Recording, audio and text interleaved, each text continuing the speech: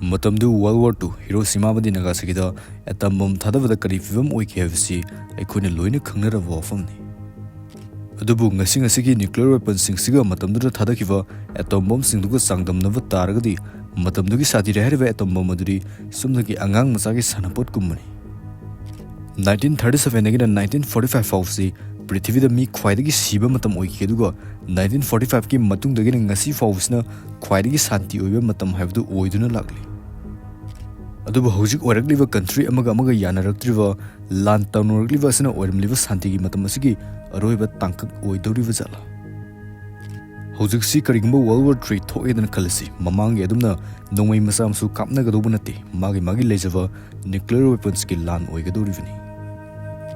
Anisuba lanjaugi matamda Japan gi Hiroshima da ihan hanboina atomic bomb thadakibagi waridu amuktang hallaga ningsingbiu.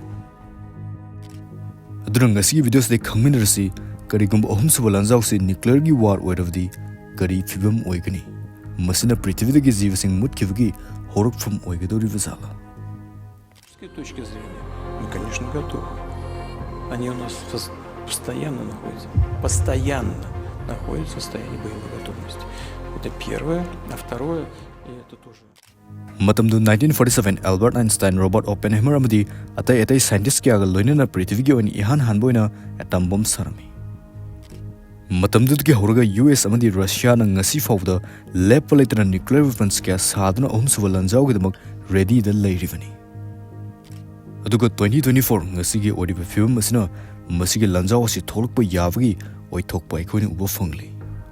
Atomic scientists sing ngasigi 21st century sida nuclear war tholokpa yabagi mami uba fangi haina fongdokli. Karigumadom Oppenheimer movie yengbibu taragadi atom bomb si kyamu yam sathi amadi maduna kyam amang ta thogali hefsi soidana khangbirangani. Adubu madugi shathi rehba bomb adudagi ngasigi America amadi Russia da leiriba nuclear weapons sing asina saruk chamada chamaina sathi ve helivani. World War II gi matamda sizinakhiba atomic bomb aduna atom amabu tangkhai tahalaga atomic nucleus semi aduga madura thadrokba achoba energy adubani atomic bomb pokhaiba hairivasi. Aduga ngasigi thermonuclear weapon asina atomic bomb gi ona tainavda atomic nucleus energy punsilaga atom ama semi masda atom bomb dagi hena saruk cham hena kanba energy thadroi.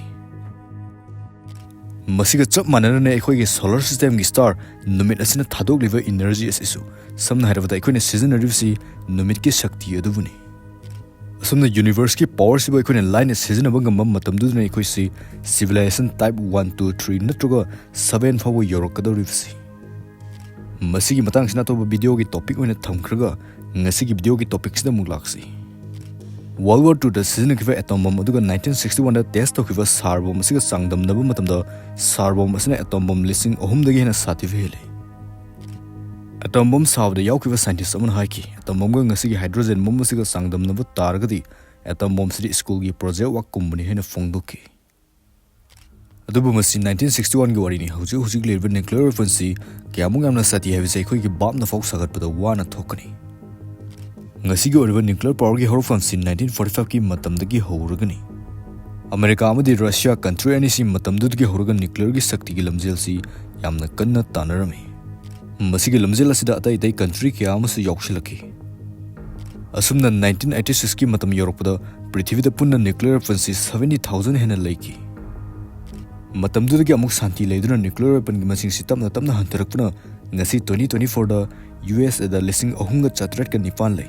Russia da listing mariga chamriga marfumapan, Britain da chaninga kunmanga, France da 290, Israel da 90, Pakistan da 170, India da 164, China da 410, amadi North Korea da 30 lai. Nuclear weapon asi matokramna sizinagani havagi lambi ahum khak lai. Ahanba da bomber drop, masida bomber asina target adu da piraklaga bomb adu thadaramlaga bomb aduna pukhairak tringai mamangda safe oiba mafam amada paikidorivani. Masimangni World War II da Hiroshima amadi Nagasaki da thadakhiba mawngse. Anisuba lambisina ICBM haiba ballistic missile asi sizinaraga thadagadorivani. Missile asi 5,500 km hena sana paivangami. Aduga masi khwaidagi sathiba nuclear weapon sizinabagi lambini maramdi yamkhraba nuclear weapon kasi sumnagi button amakak namlaga thadorakadorivani. Sumnagi missile amakhaktang da nuclear weapon si fanayam haplivani aduga target ki mafam adu hek yorokpaga mathang santokkhidorivani. Masina sumnagi minute kuntragi manungda chawkraba city kya ut onhanba ngamlibani. Ahum suba asina SLBM hariba submarine missile asni. Masigi missile sina samudra manungdagi launch tawrukadoribani aduga space da yungna paikhalaga target gi mapa aduda yungna amuk paitharaglaga bomb sing adu thadarakadoribani. Bomb adu hek thadabaga sumnagi minute 10 gi manungda city kya ut onhanba ngamlibani. Aduga aikoina khangjingedaba mana ICBM amadi SLBMC hek launch tawkrabadi madu amuk halakpa yararoidobani. Atuna kariguma khanthaudaba miku amada missile adugi button adu hek namluredana khallo prithvi asi pungtum tumdoribani. Ngasidagi chahi 80 gi mamang US na little boy hariba atom bomb asi Hiroshima hariba Japan gi sahar asida thadaki. Numit adu ayuki pung 9 muk taba matamni mi aya mana thabak chatpagi thongnaragli satra sing school tamna chatnari. Tanja adura nongthakte enola ge hariba bomber plane asi paireklami Hiroshima hek yorupa plane adugi thong macha ama hangturaklami aduga atom bomb little boy asi thadaraki. Midna amur kuppugi matamni numidna chagriba maisha adugi hena sathiba maibul ama thoklaki. Punna miyo 70,000 hena mikup amada ut onki. Bamna mutang shagat piyo second ama fo favanati prithibidagi miyo 70,000 tumna hatkrabani. Maibul adu sum chawthoroktuna Hiroshima gi sahar aduda leidwa achachata lengli pali khudimuk mikup aduda tumna hatki.